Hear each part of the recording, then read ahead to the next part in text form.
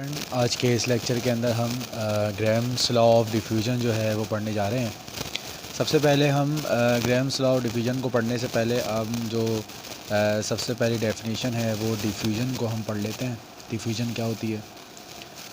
Diffusion जो है एक डेली लाइफ का कॉमन फिनोमेना है जिसके अंदर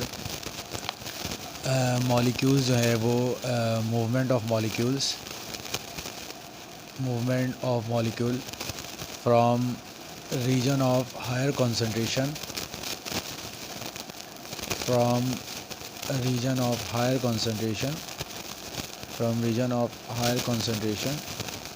to lower। अब इस चीज़ को हमने समझना है कि ये region of higher concentration to lower concentration क्या है।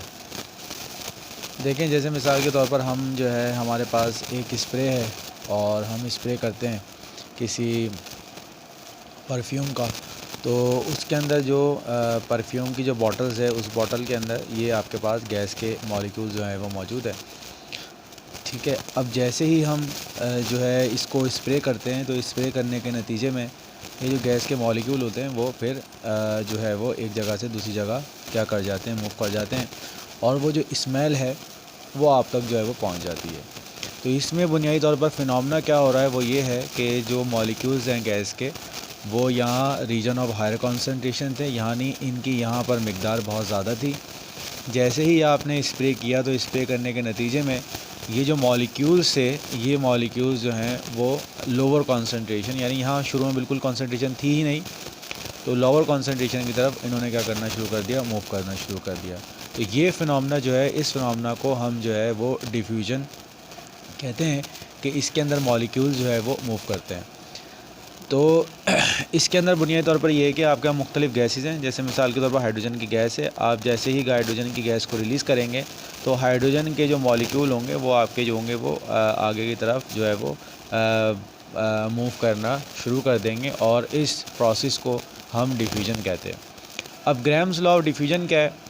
ग्राम्स लॉ ऑफ डिफ्यूजन जो है वो बुनियादी तौर पर आपके पास जो मुख्तलिफ़ गैसेस मौजूद हैं उन गैसेस की जो मूवमेंट है कि कौन सी गैस जो है वो ज़्यादा तेज़ मूव करेगी और कौन सी गैस आहिस्ता मूव करेगी। जैसे मिसाल के तौर पर हमारे पास है एक हाइड्रोजन गैस और दूसरी है हमारे पास क्या है, HCl गैस।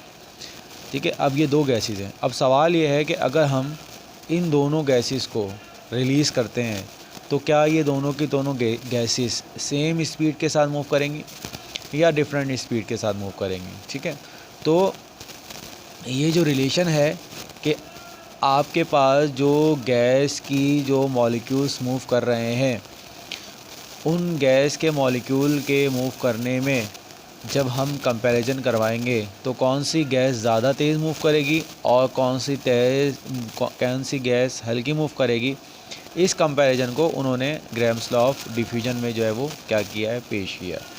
ठीक है, अब देखें, सबसे पहली चीज़ हमारे पास एक कंटेनर है।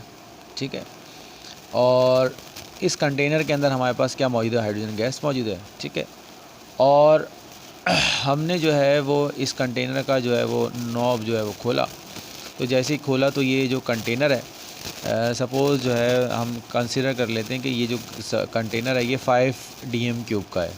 ठीक है, ये 5 DM क्यूब का कंटेनर है। अब आपने क्या किया, इस 5 मीटर क्यूब जो कंटेनर है, इस कंटेनर को जैसे खोला तो ये पूरा का पूरा कंटेनर खाली होने में यानी डिफ्यूज़ होने में इसको जो है वो 2 सेकंड्स लगे। ठीक है, तो अब हमारे पास हम ये कहेंगे कि ये जो हमारे पास डिफ्यूजन की रेट है, रेट का मतलब होता है, रेट मतलब स्पीड, रेट का मतलब क्या होता है, स्पीड। ठीक है, और स्पीड आपको पता है, स्पीड क्या होता है आपके पास, स्पीड का अगर हम फार्मूला देखें तो वो होता है हमारे पास डिस्टेंस अपॉन टाइम। क्या होता है हमारे पास, डिस्टेंस अपॉन टाइम। ये एक जो है वो जनरल टर्म है, ये हमारे पास रेट का फार्मूला होता है। ठीक है, अब हमारे पास जो गैस की डिफ्यूजन का रेट है वो दो चीज़ों पर डिपेंड कर रहा है। वो एक तो वॉल्यूम है, कितना वॉल्यूम है, और दूसरा हमारे पास क्या है, टाइम हमारे पास कितना है। तो ये तो हमारे पास जो है वो फार्मूला हो गया किसका, स्पीड का। अगर हम डिफ्यूजन को देखेंगे तो डिफ्यूजन में हमारे पास क्या है, रेट है, किसके बराबर होगा, वॉल्यूम अपॉन टाइम के। यानी आपके ने जो है वो 5 dm³ लिया था और 2 सेकंड उसने लिया, इसका जो स्पीड होगा वो हो जाएगा 2.5 dm³ और पर सेकंड। तो ये हमारे पास जो है वो फॉर्मूला बन गया है किसका, रेट का, कि अगर हमने जो है वो अगर हमने जो है ये मालूम करना है कि कोई भी गैस कितनी स्पीड के साथ जो है वो डिफ्यूज़ हो रही है, यानी उसका रेट क्या है, तो ये इसका फॉर्मूला है। अब इसी तरह से हमारे पास एक दूसरा कंटेनर था, इसमें हमारे पास इसका भी सपोज़ हम कर लेते हैं 5 dm³ है और इसके डिफ्यूज़ होने में हमारे पास जो है वो 3 सेकंड्स लगे। कितने लगे, 3 सेकंड्स लगे। तो 3 सेकंड लगे, तो अगर हम इसका रेट मालूम करेंगे, रेट ऑफ डिफ्यूजन, तो हम करेंगे 5/3 और इसका जवाब जो है 1.6 dm³ पर सेकंड आ जाएगा। अब आप इन दोनों के रेट को कंपेयर करवाएं तो आपको नज़र आ जाएगा कि इसका जो हाइड्रोजन का gas off division, rate of division है वो 2.5 है और जो हमारे पास HCl की गैस है उसका रेट ऑफ डिफ्यूजन क्या है, 1.6 है। तो इससे ये बात समझ में आ गई होगी आपके कि अगर हमारे पास क्या हैं, दो मुख्तलिफ़ गैसेस हैं, तो दो मुख्तलिफ़ गैसेस जो हैं वो मुख्तलिफ़ रेट के साथ क्या करती हैं, मूव करती हैं। ठीक है, अब सवाल जो है वो ये है कि वो कौन से फैक्टर्स हैं जिन फैक्टर्स के ऊपर जो है ये रेट ऑफ डिफ्यूजन जो है वो आपका डिपेंड करता है। ठीक है, अब हमने ये पढ़ना है।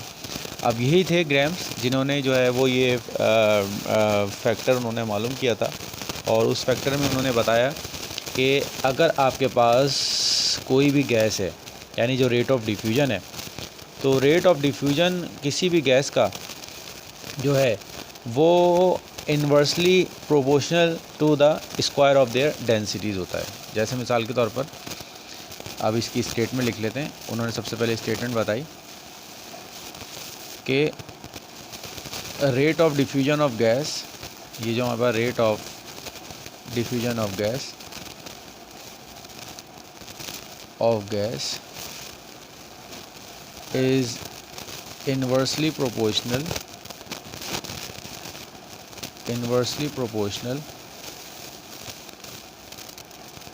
to square root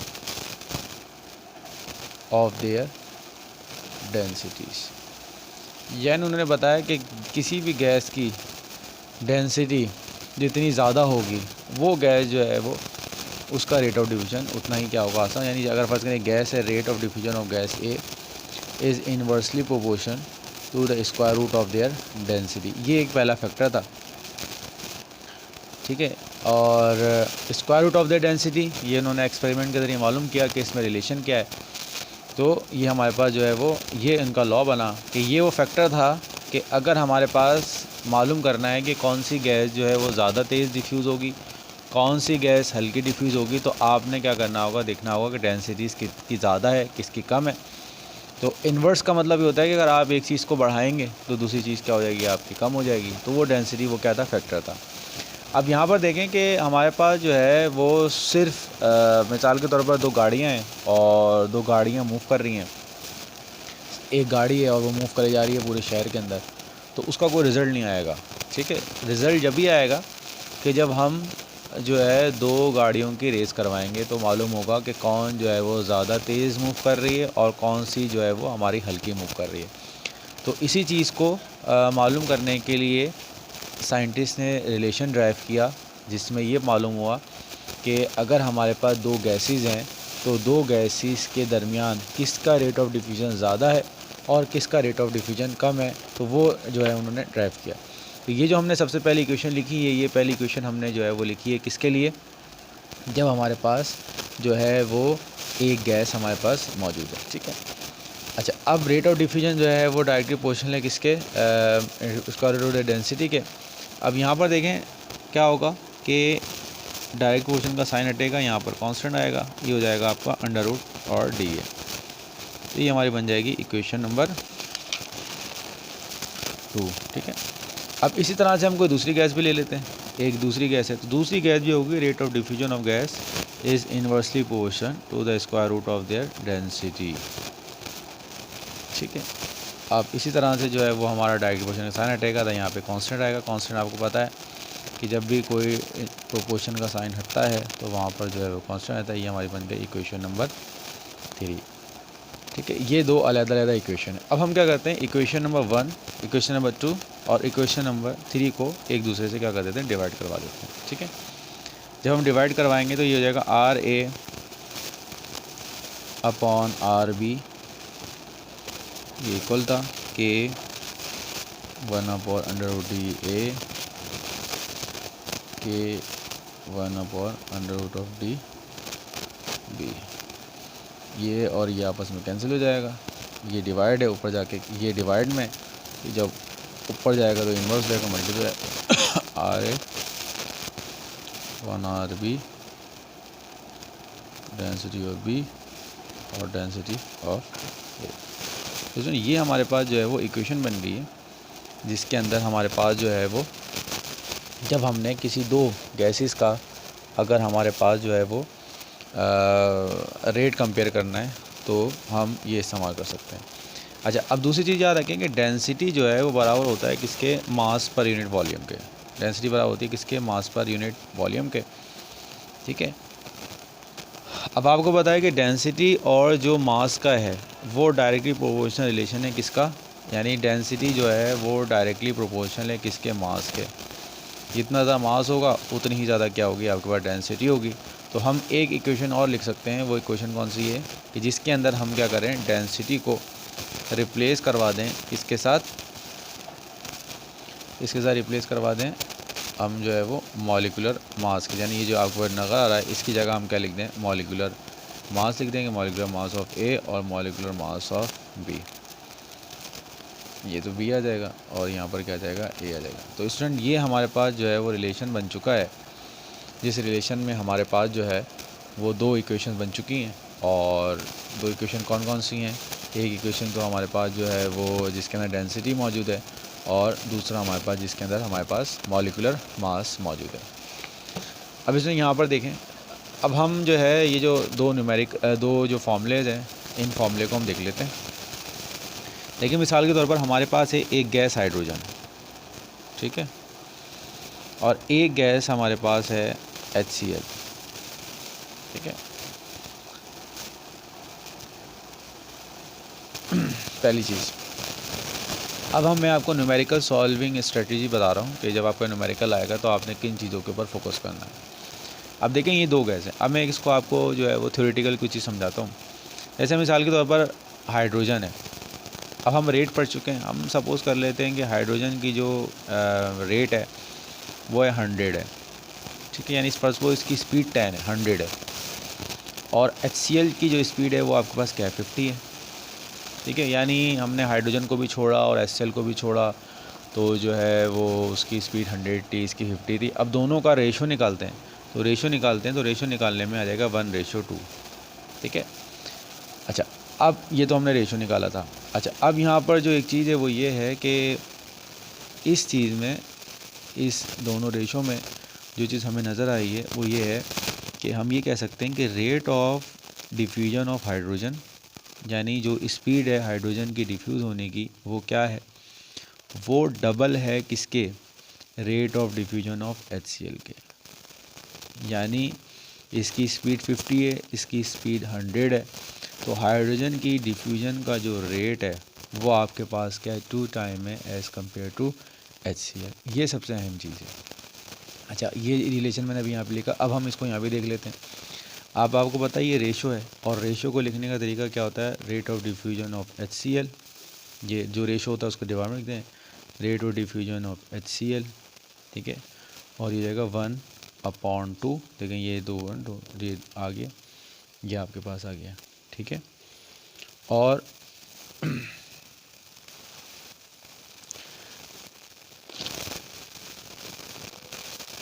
इसमें ये कि यहाँ 1 आएगा और यहाँ पर जो है वो 2 आएगा, और ये हो जाएगा 2:1, ये 2 होगा और ये 1 होगा। ठीक है, ये डिवाइड है, वहाँ जाके मल्टीप्लाई जाएगा, तो rate of diffusion of H is equal to 2 time of HCl। तो जो ये स्टेटमेंट मैंने लिखी है, इस स्टेटमेंट को आपको लिखना आना चाहिए, न्यूमेरिकल में यही आएगा। अब मैं लिख रहा हूँ कि अब आपने इसको समझना है कि रेट ऑफ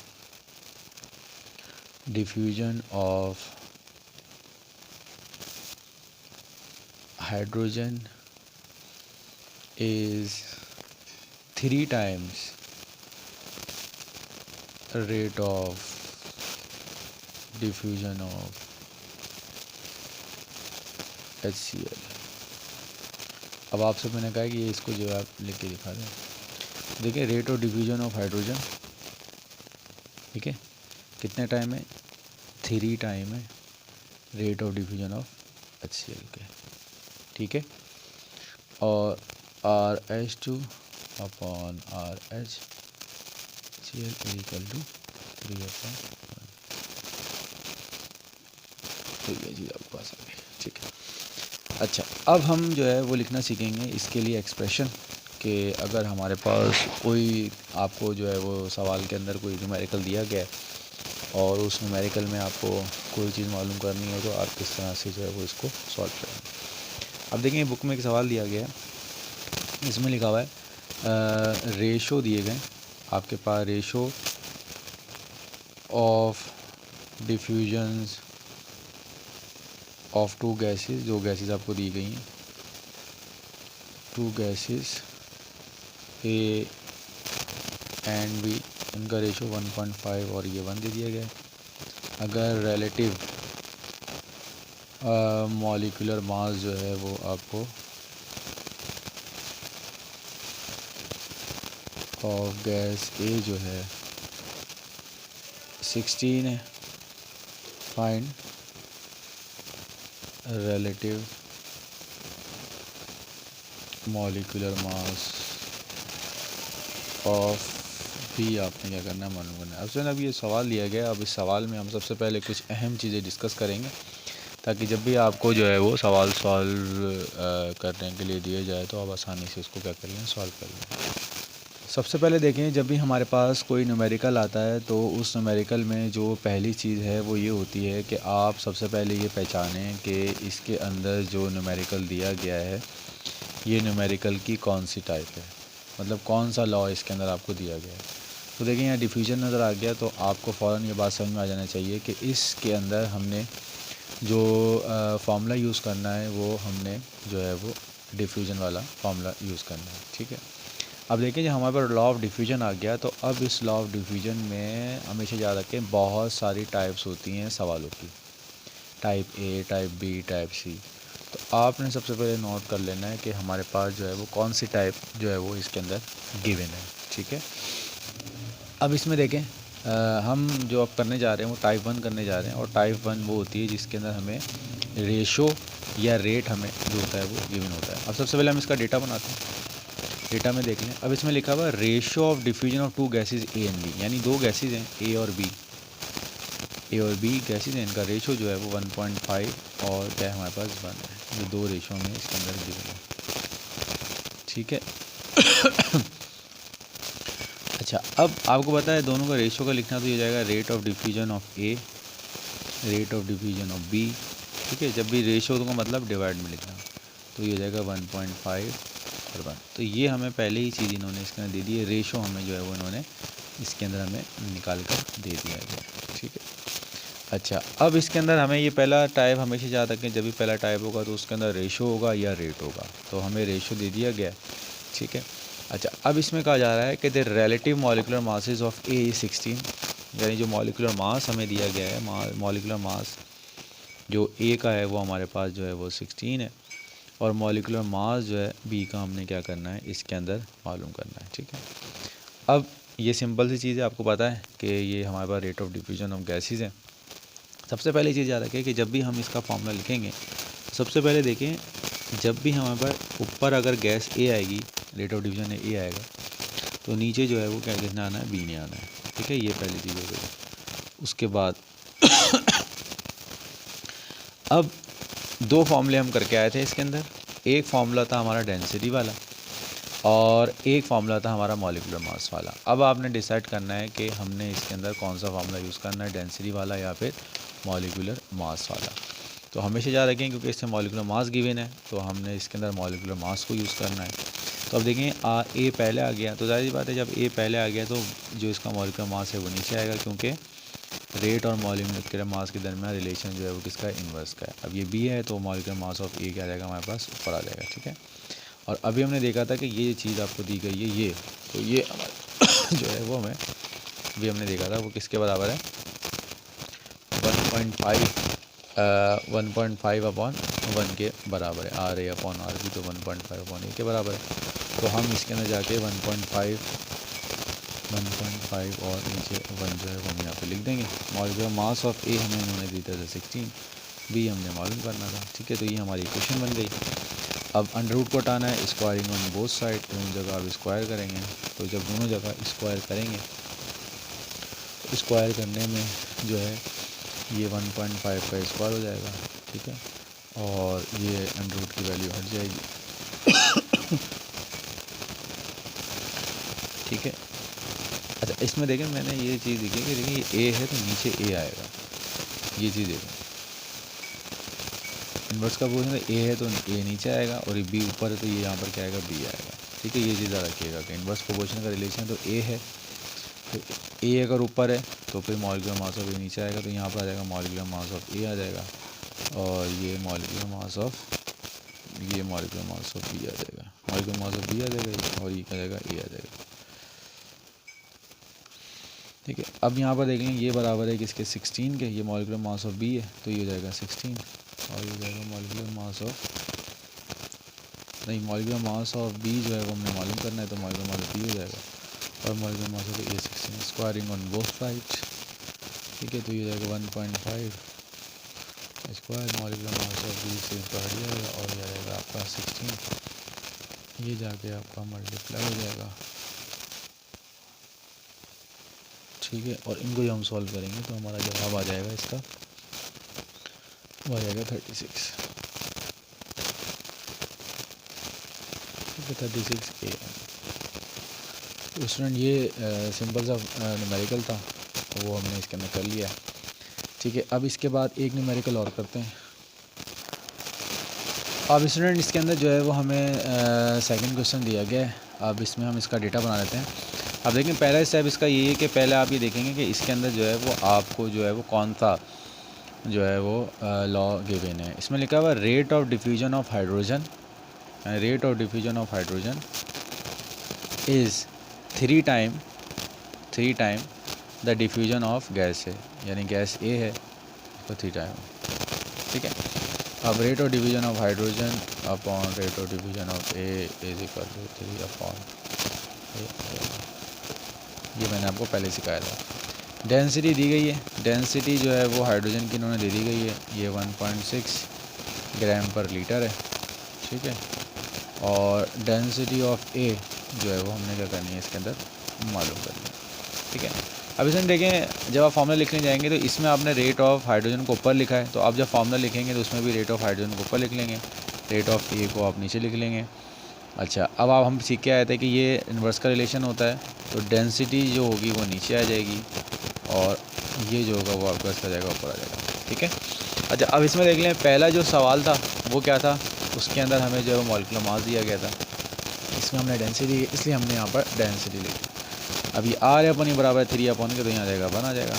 ठीक है, और डेंसिटी जो है वो हमारे पास 1.6, स्क्वायरिंग कर लेंगे, जब हम स्क्वायरिंग कर लेंगे तो ये हट जाएगा, तो हो जाएगा 9, और डेंसिटी ऑफ ए और 1.6, density O equal 9 multiply by 1.6, इसको आप सॉल्व कर लेंगे तो ये आपका तो ये 14 ग्राम पर लीटर हो जाएगा। ये स्टूडेंट दूसरा टाइप था सवाल का जिसके अंदर हमें जो है वो डेंसिटी जो है वो हमारे पास गिवन है। ठीक है, अच्छा अब इसके बाद एक टाइप और आती है न्यूमेरिकल की, उसके लिए मैं थोड़ा सा आपको जो है वो बता दूं कि ये जो हमने फार्मूला निकाला है, अभी हमने निकाला है कि भाई अगर हमारे पास एक गैस है, rate of division of A rate of division of B बराबर है किसके, अंडर रूट ऑफ डी और डी ऑफ ए। ठीक है, अब इसमें देखें ये तो हमारा यहाँ तक हो गया। अब हम अभी पढ़ के आए थे कि रेट जो है वो बराबर होता है किसके, वॉल्यूम अपॉन टाइम के। ठीक है, अगर हम इसको मज़ीद ड्राइव करें, अगर हम क्या करें, इसको मज़ीद ड्राइव करें, तो ये रेट बराबर है rate of division is equal to volume of A और टाइम ऑफ ए। तो ये हो जाएगा volume of A upon time of A, यानी ये जो हमारे पास चीज़ थी ये वाली, इस रेट की जगह हमने इस चीज़ को यहाँ पर पुट कर दिया, और ये हो जाएगा वॉल्यूम ऑफ बी और टाइम ऑफ बी, और ये आ जाएगा डेंसिटी ऑफ बी और डेंसिटी ऑफ ए। ठीक है, अब इसको मज़ीद सॉल्व करते हैं। Volume of A time of A multiply by time of B और वॉल्यूम ऑफ बी और डेंसिटी ऑफ बी और डेंसिटी ऑफ ए। अब देखें, ये जो हमने न्यूमेरिकल की जो वैल्यू ड्राइव की है, ये न्यूमेरिकल हमेशा, ये फार्मूला हम हमेशा जब यूज़ करते हैं जब हमें कभी वॉल्यूम दिया जाए और टाइम जो है वो हमें गिवन दिया जाए। ठीक है, अब इसमें डेंसिटी भी हो सकती है और मॉलिक्यूलर मास भी हो सकती है। अगर डेंसिटी है तो आप डेंसिटी लगा लीजिएगा, अगर वॉल्यूम है तो फिर आप इसमें क्या लगा दीजिएगा, वॉल्यूम लगा दीजिएगा। तो स्टूडेंट, आज जो हमने सीखा वो ये सीखा कि हमारे पास जो है वो ग्राम्स लॉ ऑफ डिफिजन के जो है वो हमने पहली टाइप वो पढ़ी जिसके अंदर हमें रेशो गिवन था। ठीक है, रेशो हमें गिवन है तो हमने क्या करना है, ठीक है, हमें रेट गिवन है तो क्या करना है। ठीक है, ये दो टाइप हम जो है वो कर चुके हैं। अब तीसरी टाइप हमारे पास जो आपके पास न्यूमेरिकल की है वो ये, जब हमें वॉल्यूम और टाइम हमें जो है वो गिवन हो, वो हम जो है वो नेक्स्ट क्लास में इंशाल्लाह इसको करेंगे। तो यहाँ तक देख लें कि जब भी आपके पास न्यूमेरिकल आए तो पहली चीज़ जो है वो उसके अंदर ये है कि आपने क्या करना है कि टाइप देख लेनी है कि वो कौन सी टाइप है, और उनकी अच्छी तरह से आपने प्रैक्टिस कर लेनी है। ठीक है, तो बाकी क्लास वीडियो में हम इंशाल्लाह इसको डिस्कस करेंगे।